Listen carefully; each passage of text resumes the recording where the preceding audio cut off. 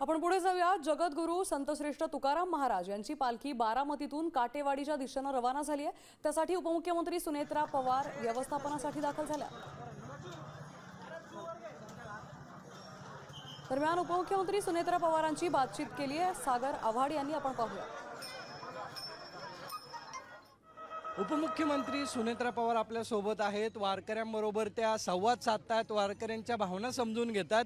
आपण जर पाहिलं तर ताई आज वारी जी आहे ती काटेवाडीत आहे। दादांची उणीव वाचते, अनेक वारकऱ्यांच्या डोळ्यात अश्रू येत आहेत। काय सांगणार आहे आज वारकरी काटेवाडीत आले? रामकृष्ण हरी।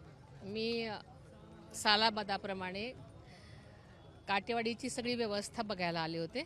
मागच्या वेळेला आदरणीय दादांनी सगळी व्यवस्था बघून पहिल्यांदाच खूप वेळ ह्या काटेवाडीमध्ये घालवला होता आणि त्या सगळ्या आठवणी प्रत्येकाच्या मनामध्ये आहेत।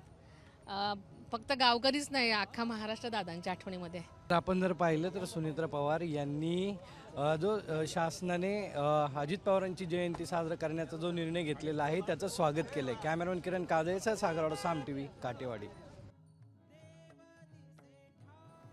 आपण पाहतोय आता तुकोबांची पालखी ही काटेवाडीच्या दिशेने रवाना झालेली आहे, काटेवाडीत दाखल झाली आहे। उपमुख्यमंत्री सुनेत्रा पवार या देखील तिथलं व्यवस्थापन बघण्यासाठी तिथे दाखल झालेले आहेत। साम टीव्ही मी नेहमी पाहतो, त्यावर दाखवलेल्या बातम्या रिलेट करतात।